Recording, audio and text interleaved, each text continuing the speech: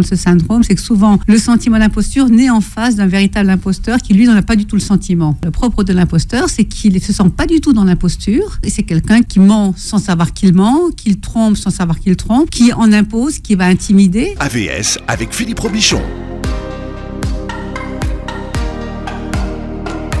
AVS comme votre sentiment d'imposture ce matin. Je reçois Virginie Méglet. Bonjour et bienvenue. Bonjour Philippe. Contente de vous revoir. Vous êtes psychanalyste, spécialiste de la philosophie aldérienne et fondatrice de l'association et du site internet Psychanalyse en mouvement. Vous êtes autrice de nombreux livres, mais vous venez nous parler ce matin de votre nouveau livre qui s'appelle « Se libérer du sentiment d'imposture, s'autoriser à croire en soi » aux éditions Erol. Pourquoi parlez-vous de sentiment d'imposture et pas du syndrome de l'imposteur ? Bonne question. Parce que le syndrome de l'imposteur est on pourrait dire un révélateur du sentiment d'imposture qu'il y a derrière. Alors c'est vraiment bien qu'on nous parle du syndrome de l'imposteur parce que c'est quelque chose qui s'est manifesté beaucoup dans le monde professionnel. Et à ce moment-là, on va parler de syndrome de l'imposteur parce que c'est assez disons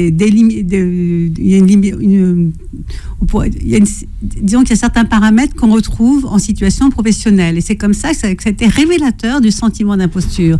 Mais derrière ça, il y a ce sentiment qui est complètement invisible et qu'on partage, que beaucoup d'entre nous partageons. Et je trouvais ça plus intéressant d'interroger ça, pas simplement justement d'un point de vue social ou professionnel. C'est renvoyer chaque personne à son intimité, à comprendre ce qui se passe à l'intérieur d'elle-même. Et partant de là, c'est le meilleur moyen de résister au syndrome de l'imposteur. Très à la mode, le syndrome de l'imposteur. D'ailleurs, aujourd'hui, les gens se sont emparés de l'expression. Voilà. C'est mon syndrome de l'imposteur. Voilà. Et d'autres diront, moi, je n'ai pas le syndrome de l'imposteur. Et c'est pour ça, c'est le fait que ce soit la mode. Parfois, les modes sont bien parce que ça révèle, comme je disais, mais en même temps, ça... on dit, c'est ça, et j'irais presque, et alors, qu'est-ce qui se passe ? Est-ce qu'on est bien avec ou pas ? On peut le constater, mais qu'est-ce qu'il produit ? Et est-ce qu'on peut ne pas en souffrir ? Parce que cela étant, c'est quand même l'objet d'une véritable souffrance intime. C'est souvent aussi l'objet de véritables abus dans le cadre professionnel et d'un malaise. Et moi, je pense que le terme de santé, là, est propre à l'émission. Moi, je trouve que c'est vraiment une question de santé aussi, que d'arriver à se sentir bien là où on est à la bonne place. Et qu'effectivement, ce sentiment d'illégitimité qui est un peu caractéristique du syndrome et du sentiment d'imposture, c'est vraiment tellement déstabilisant en termes de santé que je pense qu'il ne suffit pas de constater qu'on l'a. Est-ce qu'on peut, en effet, croire en soi et en venir à bout, mais vraiment en termes de santé. Voilà comment on vient à bout de ce sentiment. Voilà. Une définition, l'imposteur, c'est quoi ? Alors, le véritable imposteur, c'est ça aussi, c'est qu'il y a l'imposteur et ceux qui ont un sentiment d'imposture. Ceux qui ont un sentiment d'imposture, en général, ont peur ou ont l'impression d'être un imposteur sans en être un. Tandis que l'imposteur, le propre de l'imposteur, c'est qu'il ne se sent pas du tout dans l'imposture. Et ça, c'est un peu important. Et qu'en contrepartie, effectivement, c'est quelqu'un qui ment sans savoir qu'il ment, qu'il trompe sans savoir qu'il trompe, ou sans vouloir le reconnaître, qui en impose, qui va intimider, et qui en général va du fait même que c'est quelqu'un qui n'est pas dans l'authenticité et qui abuse de son pouvoir ou de son prestige sur quelqu'un en racontant des histoires qu'il laisse croire comme vérité, soit il déstabilise l'autre. Ça, je pense que c'est important dans ce syndrome, c'est que souvent le sentiment d'imposture naît en face d'un véritable imposteur qui lui n'en a pas du tout le sentiment. Ça, c'est quelqu'un qui donc étymologiquement, c'est celui qui en impose. En impose en étant très très sûr de lui, quoi qu'il raconte, quoi qu'il fasse. Et alors imposteur, quel en est le féminin ? Alors, voilà, et ça m'amusait quand même, parce qu'on se plaint souvent en tant que fille, en tant que femme, il n'y a pas de féminin, et ça, il n'y en a pas. Et enfin, après, on peut en créer un, mais donc, moi, des impostrices. Impostrice, voilà, c'est ça. Donc, on peut dire, au point de vue grammatical, oui, on peut dire imposteuse, impostrice, mais disons que juste ça, en tant que personne, ça n'existait pas. Moi, je me suis même amusée à dire, pourquoi pas une impostoresse. Enfin, il y a bien les docteurs et les doctoresses. Mais disons que ce sont des mots qui sont jamais employés. Et c'est peut-être pour ça que même les femmes ou les filles vont souffrir du syndrome de l'imposteur et pas de l'impostrice. Vous voyez, c'est ça. Et d'ailleurs, vous dites que c'est quand même quelque chose de beaucoup plus féminin que masculin, que de souffrir de ce syndrome de l'imposteur. Pourquoi ? Et alors ça, parce qu'en fait, ce sentiment, en fait, on pourrait dire aussi, ça à toute époque, ça existait. On disait aussi des expressions pas forcément heureuses, c'est être mal dans sa peau, ne pas être à côté de ses baskets, ou c'est des gens qui sont pas vraiment bien à leur place au bon moment. Et finalement, souvent, ces personnes ne sont pas bien à leur place parce qu'elles n'ont pas vraiment de place. Et c'est pour ça que ce sont souvent des minorités. Alors, bien sûr, il y a autant de femmes que d'hommes, je crois, ou à peu près, ou peut-être le contraire, en tant que naissance. Mais là, c'est au niveau, elles étaient considérées finalement comme minoritaires. Et ou minorités, c'est-à-dire pas simplement en termes de nombre, c'est qu'effectivement, c'était... comme d'ailleurs en français, on dit... maintenant, un peu moins maintenant, mais pour dire l'être humain, on disait l'homme. Hein? Donc, on ne disait pas la femme. Si on dit la femme, non. Donc, il y a ce côté, c'est caractérisé par quelque chose qui est de l'ordre de la minorité. Après minorité, infériorité, et c'est pour ça que ce seront plus souvent les femmes qui le développent, mais comme en même temps elles sont quand même un peu plus reconnues dans plus de place, elles se sentent aussi le droit de l'exprimer, en sentant que ce que beaucoup ont accepté pendant longtemps sans rien dire, d'être timide, d'être derrière leur mari, d'avoir des postes toujours seconds. Là, maintenant, elle commence à s'autoriser à l'exprimer. Voilà, c'est aussi pour ça que ça peut être à la mode. C'est pas qu'il est plus fréquent, mais c'est qu'il est... Voilà, on a le droit on commence à avoir le droit d'en parler. Alors, ce syndrome de l'imposteur dont nous parlons ce matin, c'est pas une maladie, c'est pas dans le... C'est pas dans le livre, c'est pas dans le grand livre des maladies mentales. Non, le DSM. Et ça, je pense que c'est important de le dire parce qu'on a une époque où moi je trouve qu'il y a une vulgarisation de qualité qui vient de la médecine, de la psychiatrie, de la psychopathologie. Et comme ça, on va prendre des mots, des termes comme ça, parce que même si on les connaît pas, ils font écho. On va dire, oui, par exemple, il y a deux termes qui ont vraiment trouvé leur audience dans le grand public, c'est le déni ou le clivage. Voilà. Alors que ce sont des mots vraiment qui appartiennent à une nosographie psychiatrique. Et le syndrome, c'est pareil. Au départ, le syndrome, c'est un terme psychopathologique, mais le syndrome de l'imposteur n'est pas un syndrome. Voilà, ça exprime bien, alors ce mot que j'aime pas trop, mais ça exprime bien un ressenti personnel, voilà, c'est quelque chose qui, et alors donc on a cherché à délimiter ce qui pouvait caractériser ce sentiment, ce sentiment, ou plutôt ce syndrome en l'occurrence là, professionnellement. Alors il y a plusieurs synonymes, sentiment, symptôme, syndrome ou complexe de l'imposteur. Oui. Voilà. Et quel est finalement comment vous emploieriez justement tous ces mots différents que sont le sentiment, le symptôme, le syndrome ou le complexe?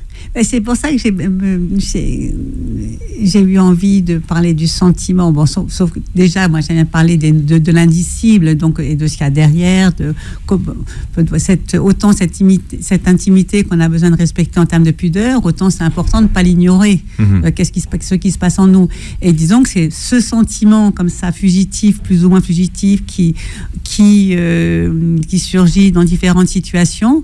On va dire, on va le retrouver aussi bien dans le syndrome de l'imposteur que dans le complexe de l'imposteur aussi. Voilà, c'est toujours celui-là qu'on retrouve. Et c'est pour ça que plutôt que de chercher, à soigner, son syndrome ou son complexe, c'est oui, mais s'il vient exprimer quelque chose, qu'est-ce que c'est quelque chose de légitime? Et plutôt que de dire qu'on l'a, et d'après de se conformer à ce syndrome, Ben non, on dit, ben oui, apprends à sentir ce que tu vas essayer, voilà, trouver la légitimité, si on pourrait dire, du sentiment d'illégitimité que l'on retrouve dans chacune de ces appellations. C'est quoi ? En fait, c'est ça, c'est ce sentiment d'être illégitime. Voilà, c'est un sentiment d'être, voilà. Alors, le sentiment, c'est quelque chose de fugitif, parce presque une fois que c'est dit, dès le moment où on le dit, on a une certaine légitimité. Donc, mais c'est vraiment un vécu. Et on cherche les mots. L'autre côté, c'est ça, c'est de ne pas être à la bonne place au bon moment, hein, de se demander ce que l'on fait là, de peiner à s'affirmer. Hein, c'est là où il y a quelque chose qui semble évident, et puis on va le dire, mais non, on n'ose pas le dire parce que c'est pas légitime de le dire, ou qu'on a peur des réactions, donc on est aussi beaucoup plus sensible aux réactions, donc on n'ose pas affirmer quelque chose. Hein. Et le fait de ne pas pouvoir affirmer, c'est qu'on le garde par-devers soi, et du coup ça renforce le sentiment d'illégitimité, parce qu'on existe aussi dans une relation. Donc si on n'arrive pas à s'exprimer, est-ce qu'on a le droit de vivre, quelque part, on ne peut pas vraiment se l'accorder. En tout cas, si on se l'accorde, c'est en ressentant un vrai malaise qui fait qu'on n'ose pas prendre la parole. On a du mal parfois même. On a envie de disparaître, hein, ou préférer être ailleurs plutôt que là, alors que c'est vraiment là qu'il s'agit d'arriver à être. Enfin là, dans le sens ici et maintenant. Enfin, je veux dire. Mais voilà, et c'est là qu'est notre place. Voilà, et voilà, c'est là qu'est notre place, mais elle est vécue comme si ça n'était pas la bonne, parce qu'elle est inconfortable, et que l'autre côté, c'est qu'effectivement, ça se traduit par des sensations, qui sont le psychique. On n'est pas d'un côté psychique et d'un côté physique, il y a un éprouvé physiologique, et donc plutôt que de juguler ça, d'apprendre aussi, oui, je le ressens. Voilà, alors c'est vrai, c'est un travail personnel auquel j'ai envie d'inviter, parce qu'en général, en plus, je pense que les personnes qui ressentent ça sont souvent des personnes qui auront une plus grande fragilité, vulnérabilité peut-être, mais surtout qui ont vraiment aussi un véritable désir d'authenticité. Donc, c'est là où tout à l'heure, quand je disais, c'est souvent devant un imposteur qu'on ressent ce sentiment. C'est vrai que devant quelqu'un qui ment, mais dont tout le monde est persuadé que c'est la vérité, on a un sentiment de mal-être. C'est normal, de sa façon, vous voyez, je veux dire, plutôt que de vouloir juguler, de s'engueuler, soi-même, pour dire arrête, tu vas bien, tu ne veux pas que tout le monde a l'air à l'aise. Mais non, écoutez aussi ça, pour se faire confiance dans ce que l'on sent. Alors on parle du sentiment d'imposture, du syndrome de l'imposteur ce matin, une thématique qui est souvent galvaudée et simplifiée à l'extrême, alors que c'est une thématique qui est complexe. Et on en parle ce matin avec mon invité Virginie Maiglet, qui est psychanalyste et qui publie Se libérer du sentiment d'imposture, s'autoriser à croire en soi, aux éditions Erol. Vous dites, vous, que, effectivement, dans votre livre, que le sentiment d'imposture est un phénomène complexe. En quoi est-ce que c'est complexe ? C'est un peu comme un diagnostic. Une fois qu'on fait un diagnostic, même pour une maladie, même physique, on a l'impression que c'est simple. On dit ça, la rougeole, par exemple, et donc le syndrome de l'imposteur. Et alors qu'en fait, qu'est-ce qui concourt à donner à certaines personnes ce syndrome et pas à d'autres, hein. Et que là on voit il y a plusieurs il y a plusieurs niveaux par lesquels on peut l'aborder pour comprendre. Alors, c'est pour ça que je maintiens, c'est quelque chose justement, il faut penser la légitimité de ce sentiment d'illégitimité. J'ai fait exprès de dire comme ça, rien que ça c'est un peu complexe, hein. On dit quelqu'un qui dit je me sens pas bien à ma place, alors mais dire mais si, t'es bien à ta place, on va insister de ça. Non. Si tu as de bonnes raisons de pas te sentir bien à ta place, nous on va te montrer que c'est ta place, on va t'aider à faire en sorte que tu sois bien à ta place, parce que c'est vraiment ta place. Mais effectivement, si tu as cette sensation là, c'est qu'il y a de bonnes raisons. Alors là, il y a des pistes qui peuvent permettre de les trouver, mais c'est en ce sens-là où c'est complexe. Alors après, il y a au niveau personnel, qu'est-ce qui a pu produire le sentiment. Alors on retrouve des permanentes, tout le monde les a pas, et tout le monde les a pas en même temps. Alors expliquez oui. Sur quoi ça repose, ce sentiment d'imposture. Sur quoi ça repose, en ce sens, qu'est-ce qui peut le causer. Qu'est-ce qui peut l'expliquer, par exemple. Vous dites que ça naît toujours d'une fragilité. Voilà.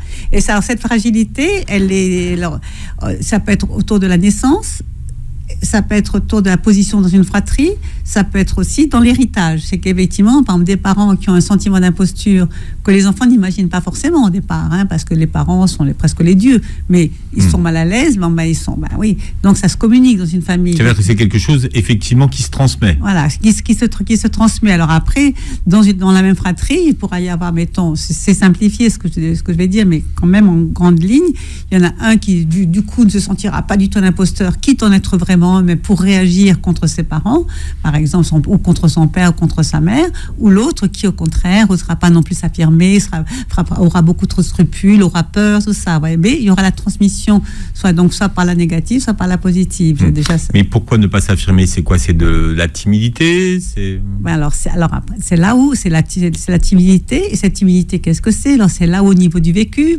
qu'est-ce qui peut engendrer cette timidité? Cette timidité, soit dans une fratrie, il y a vraiment un enfant qui est en minorité parce que c'est le dernier d'une fratrie de 10, par exemple. Voilà, il est quelque part, il est écrasé par les 10. C'est pas voilà. Ça peut être aussi une timidité, un enfant qui est né juste après un enfant décédé. Donc il a vraiment sa place, puisqu'il est là, mais en même temps, il a la place de l'autre. Donc, il a aussi, quelque part, il aurait pu être envahi par la mélancolie maternelle et donc avoir du mal à s'exprimer, à se soustraire à ça. Donc ça, c'est déjà deux points qu'on peut retrouver. Après, ça peut se retrouver aussi, même si c'est pas à la naissance vraiment, ça peut être aussi revenir représenter un oncle ou une tante ou un frère qui est aussi décédé, et donc mis en forme de rivalité inconsciente par les parents avec un mort, qui fait que on a peur de prendre la place du mort. Voyez, c'est bizarre de dire ça, mais oui, c'est ça, donc on ne veut pas la prendre et en même temps il faut la prendre. Donc là, il y a quelque chose qui est vraiment assez beau à penser d'une façon intime, envers chacun. Et après, quels sont les autres? Il y a aussi quand même des traumatismes à la naissance. Un enfant qui aura perdu sa mère, est-ce que je vais avoir le droit d'exister si maman est morte quand j'étais tout petit? C'est ça aussi. Qu'est-ce que je pourrais dire comme encore, même un accident qui fait que l'enfant a été fragilisé. Après, il va peiner à s'affirmer comme les autres. Alors, les autres à l'école ne sont pas forcément tous des imposteurs, ça va pas pour dire ça pour autant, mais effectivement, lui-même, soit parce qu'il en a gardé un handicap visible, soit un handicap invisible, qui fait que il peinera à s'affirmer parmi les autres. Et en général, si on n'y fait pas attention, c'est là où ça va s'accentuer. Et vraiment, on peut voir donner lieu, transférer, on peut dire, du milieu scolaire au milieu professionnel, vraiment. Comme syndrome de l'imposteur, quitte à ce que se soigner, parce que ça, c'est l'autre côté aussi. On peut avoir ce syndrome, et puis à un moment donné, on doit aussi choisir de le nier, et dire non, moi je vois des gens comme ça qui ont de dire ce n'est pas du tout, et qui effectivement ne se sentent pas vraiment à leur place. Voyez. Donc voilà, c'est quelques cas qui peuvent concourir justement à cette complexité aussi. Alors, on peut prendre des exemples, par exemple des gens qui font des exploits ou qui travaillent dur pour obtenir quelque chose, et quand on les félicite, qui refusent les félicitations, qui disent non, j'ai eu de la chance, voilà. Et ça, c'est ce qui est vraiment intéressant. C'est là où c'est vraiment la clinique de l'intime, et je trouve c'est vraiment de l'ordre de la chirurgie. C'est que déjà, par exemple, quand c'est une femme, elle peut avoir envie de faire des exploits sportifs, mais elle pourrait être moins maintenant, mais il y a 20 ans, tout en ayant envie de le faire. Elle a une mémoire de personnes pas reconnues. Donc, est-ce que j'ai bien fait? Est-ce que je de m'autoriser à faire ça? Donc, effectivement, elle va dire non, j'y suis pour rien. Non, je suis plus forte que j'ai gagné un concours où il y avait des hommes qui étaient, mais non, mais c'est pas de ma faute. C'est presque ça, voilà, parce qu'il y a on a une mémoire comme ça qui fait qu'on a un peu comme un interdit de vivre au grand jour. Il y a le fait qu'on retrouve souvent justement chez des enfants qui mais pas seulement, mais c'est dont qu'un enfant décédé, qui ont été précédés par un enfant décédé, où effectivement il y a un inconscient maternel familial qui leur demande de pas blesser, de se tenir bien, de prendre la place du mort, et puis en même temps ils ont peur aussi. Enfin, donc souvent ce sont des personnes qui auront plus de mal à s'exprimer, mais quand même animées d'un grand désir de vivre. Et donc à ce moment-là vont, sans s'en rendre compte, mais enfin, je dis ça parce qu'en même temps j'ai parlé hier encore avec une personne qui n'avait pas du tout dans cette cas de figure d'un enfant décédé qui avait procédé, mais qui avait même ça, c'est qu'à un moment donné c'est comme une minorité avec un grand désir de vivre quand même, donc mettre en œuvre une énergie folle pour y arriver. Mais quand j'ai une énergie folle, je veux dire, c'est aussi très créatrice, et être presque étonné de leur succès, et en même temps tellement, on pourrait dire, mises hors d'elles-mêmes, que quand elles ont gagné, elles ont presque plus le moyen d'assumer leur succès. Donc c'est un apprentissage, hein, je pense aussi. Après, mais si, c'est vraiment toi. Mais si on ne fait pas cet apprentissage, effectivement, ça fait une espèce de cercle vicieux, on dirait un cercle vicieux, qui fait qu'elles ont succès. Au lieu de le savourer, elles vont en sortir, puis elles vont recommencer toujours à faire des exploits, hein, toujours. Et donc jamais métaboliser les bienfaits de leurs efforts. Enfin, je sais pas si je... Si, mais pourquoi cette injustice vis-à-vis de soi-même ? C'est l'injustice vis-à-vis de soi-même. Alors, déjà, c'est parce que c'est... Aujourd'hui, on dirait malveillance, parce que oui. Enfin, par opposition à la bienveillance. Hein. Eh ben, je dirais presque le contraire. On parle beaucoup de bienveillance, et moi, j'ai envie de dire, c'est de la veillance. Une maman, elle ne bienveille pas sur son enfant, elle veille. Elle veille, voilà. Hein, elle veille, voilà. Et à côté de ça, il y a de la malveillance. Et il y a beaucoup aujourd'hui de malveillance. Il y en a, je trouve, très souvent, les gens réagissent très très vite pour ça. Et c'est pour ça qu'on en appelle du coup la bienveillance. Moi, je dis ça, j'ai pensé, parce que parfois on me dit bienveillante, je ne sais pas si je suis bienveillante. Bien sûr que dans ma pratique, je ne peux pas ne pas l'être. Mais c'est surtout dans un état de veille, pour le bien-être, pour la santé, pour tout ça. Et que ces personnes-là n'ont pas intégré ça. Parce que d'abord, quand c'est dans une famille, c'est souvent un qui est plus sensible que les autres, à ce sentiment d'imposture, mais tous les autres l'ont. Et que quand il y a du malaise, et puis aussi, ce qui se passe aussi, c'est que quand on se sent un peu à part, on se le reproche automatiquement. Un moment, il y a un moment en tout cas où, sauf qu'on a vraiment choisi la marginalité, la provocation, l'opposition, etc. Mais souvent, c'est même un enfant, disons, qui a un handicap par rapport à la société, parce qu'en fin de compte, on pourrait dire que une certaine vulnérabilité, c'est pas forcément un handicap, parce que c'est vraiment, il y a de bons côtés où le goût de la vérité, c'est peut être vécu comme un handicap dans un monde où tout le monde ment. Bon, ça même, c'en est pas un. Mais malgré tout, ça crée un déséquilibre, un mal-être, parce qu'on est différent. Et ce vécu d'une différence, s'il n'est pas accepté par les autres différents, effectivement, ça crée un sentiment de solitude. Ça passe là aussi par les sensations, des sentiments désagréables. Et quand on a des sensations désagréables, en général, on est désagréable avec soi-même. Il faut être très clair, ce sentiment d'imposture ne correspond à aucune imposture réelle.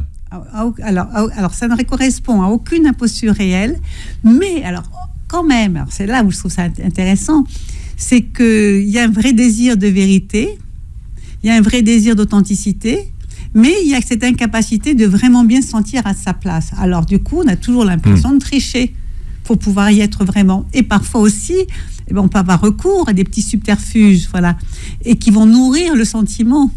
Donc, je pense que là-dedans, c'est pas des vraies impostures, mais par contre, on a peut-être quand même fait des... Mais est-ce qu'il n'y a pas un fond de vérité, finalement ? Parce qu'au fond de soi-même, on sait qu'on a un imposteur.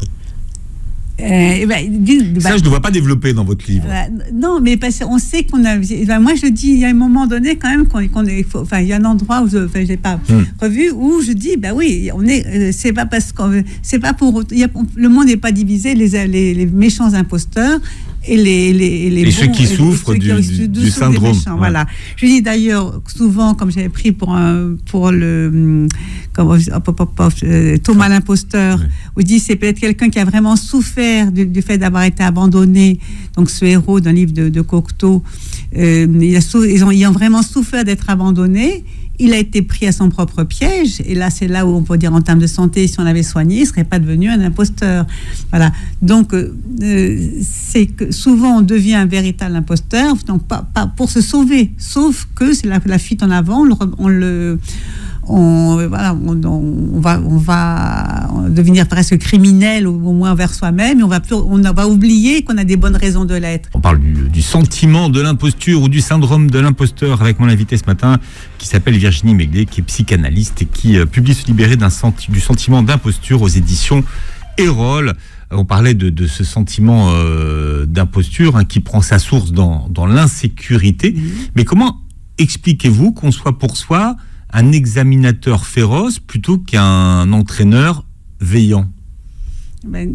C'est là où je vais répondre par la fin. C'est vraiment, je trouve, que penser le sentiment d'imposture à travers le syndrome de l'imposteur, à travers le complexe de l'imposteur, le complexe de l'autodidacte, c'est vraiment apprendre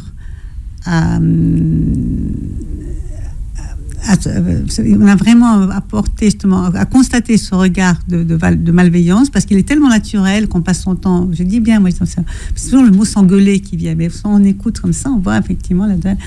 Et redites-moi bien la question, parce que je dis comment plutôt que d'être un entraîneur bienveillant avec soi-même, on est un examinateur imperturbable et intraitable.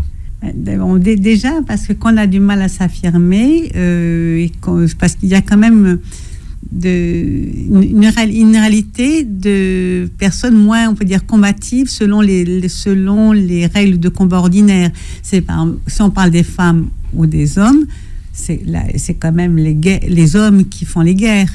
Hein.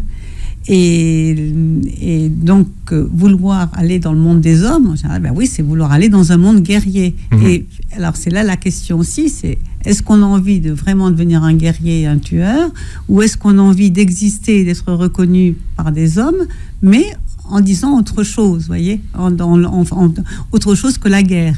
C'est même pas dire non, la guerre n'existe pas ou c'est pas bien, mais je veux dire, parler d'autre chose. Mais que cette volonté là aussi, ça revient à ce qu'on disait tout à l'heure, c'est que cette volonté de vouloir être reconnu par des gens qui n'ont pas le même langage, qui n'ont pas les mêmes règles, effectivement, c'est un peu un entêtement. Et donc, qui va produire de mauvaises sensations. Et donc, la sensation d'être en échec aussi, de rater. Voilà. Parce qu'on a l'impression qu'on veut vivre comme l'autre. Et c'est là où non. Donc, si on veut vivre comme l'autre, on va se le reprocher de ne pas être comme l'autre. Alors qu'il ne s'agit pas tant d'être comme l'autre, il s'agit de s'affirmer auprès de l'autre avec ses propres valeurs, avec sa propre logique, et d'arriver à le développer et à le reconnaître.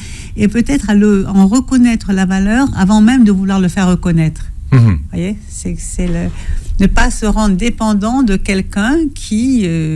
par exemple, qui n'avait pas entendu la vérité. Vous voyez, c'est par contre l'affirmer soi-même. Le sentiment d'imposture, écrivez-vous, c'est être écartelé entre un surmoi hyper puissant et un ça sans mesure. Oui. Vous nous expliquez ? Oui, disons que le surmoi... Alors, ce sont des termes qui ont été créés par Freud, et parmi assez intéressants, parce que je pense que c'est assez universel.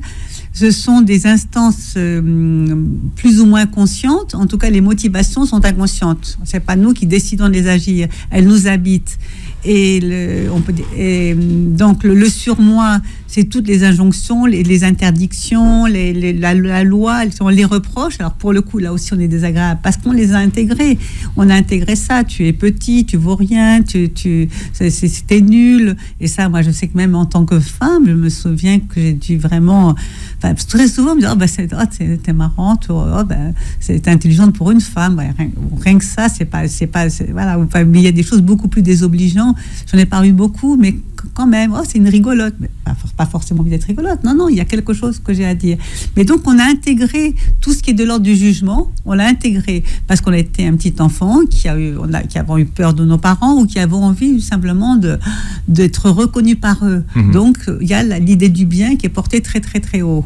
Et ça, effectivement, ça préoccupe beaucoup les gens qui ont le sentiment d'imposture. C'est qu'en finalement, ils visent quand même très, très haut souvent.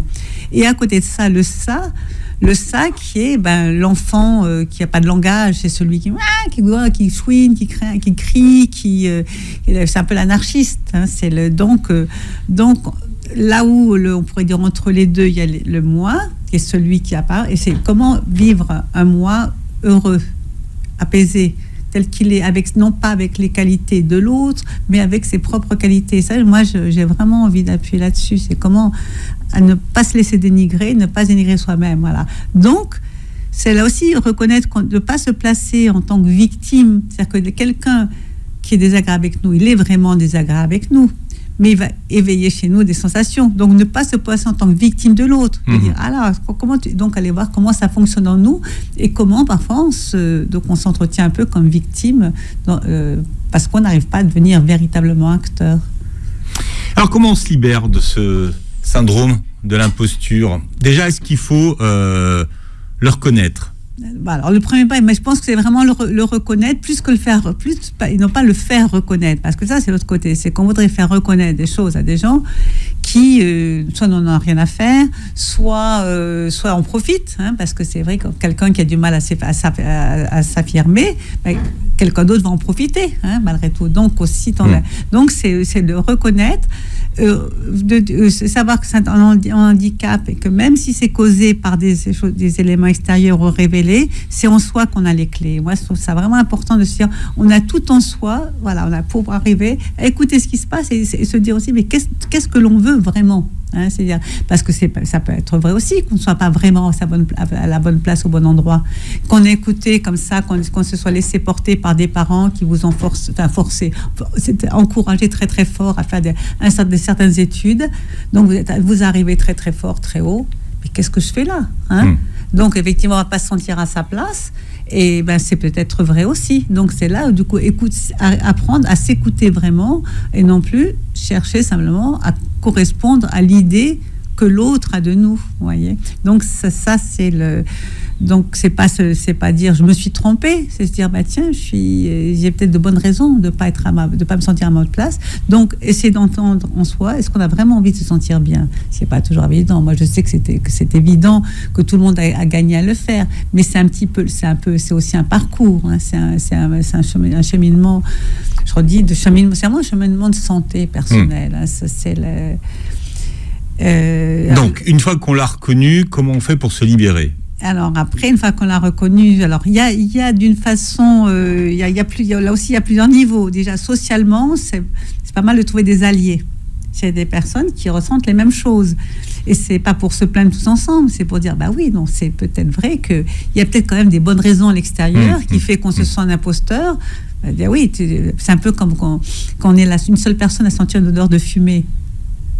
Mais non, ça sent la fumée. Mais non, puis à un moment donné, le feu est déclenché. Donc c'est là où c'est ça aussi. On peut se sentir un imposteur, voilà, parce qu'on a une certaine sensibilité que les autres n'ont pas. D'où l'importance de travailler pour avoir une confiance en soi. Mais au niveau des sentiments, des sensations d'abord. Et c'est vrai qu'on s'est beaucoup mieux accepté si on dit bah non, je ne veux plus de moi.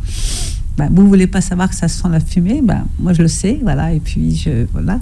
Donc il y a ça. Donc quand j'ai les alliés, oui, c'est important, parce que c'est vrai que le sentiment d'imposture, comme souvent ça peut donner lieu à un sentiment de solitude, d'isolement, peut-être un peu dépressive, alors que si on a des alliés, ben, là aussi, c'est moins lourd, parce que ça va moins se développer, parce que il y a de toute façon dans la vie, il y a du progrès, soit le progrès pour le meilleur ou pour le pire. Donc, si on laisse les choses en jachère, c'est vrai que on va se sentir de plus en plus. Donc, voilà, donc trouver des alliés, et puis après, c'est peut-être là où quand même, moi j'écris presque pour éviter aux personnes de faire le travail psy, mais par contre de pas s'épargner le travail, de le faire. Voilà. Cela étant, c'est pour ça dans ce genre de circonstances, c'est quand même pas mal de trouver des soutiens, parce qu'on existe toujours, on grandit dans la relation. Voilà, si on l'a développé, c'est quand même en relation avec des personnes qui ont concouru à l'avoir. Donc on a ces schémas. Donc, d'avoir une relation, un véritable accompagnement, ça permet de sentir bien exister en face de quelqu'un.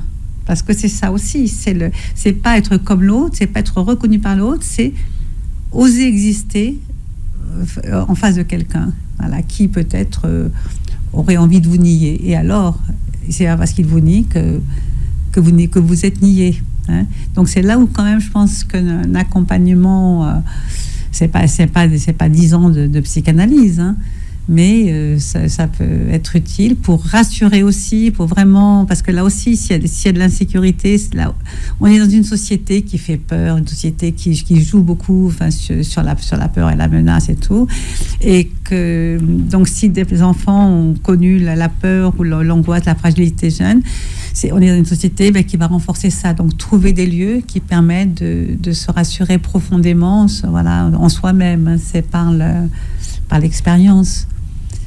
Et, sinon, alors, je pense dans mon livre, je dois donner d'autres suggestions qui me viennent pas tout de suite à l'esprit. Mais c'est important, finalement, que de faire le travail, et de le verbaliser et de le faire avec autrui, parce qu'on n'existe qu'avec autrui. Voilà, sans autrui, il n'y a pas de sentiment d'imposture. Exactement. C'est vraiment ça. Vous résumez très, très, très bien. Et pour le coup, c'est vraiment un travail d'amour et de santé. Se libérer du sentiment d'imposture, Virginie Méglet, c'est le titre de votre nouveau livre, S'autoriser à croire en soi, aux éditions Erol. Vous réécouterez l'émission en podcast sur beurrefm.net, mais aussi sur toutes les plateformes de téléchargement qui reprennent les programmes de Beurre FM. Et puis vous verrez la vidéo et la captation de cette émission sur notre chaîne YouTube. Merci d'avoir été avec nous. Merci beaucoup. Et je vous souhaite de passer une très belle journée santé sur Beurre FM.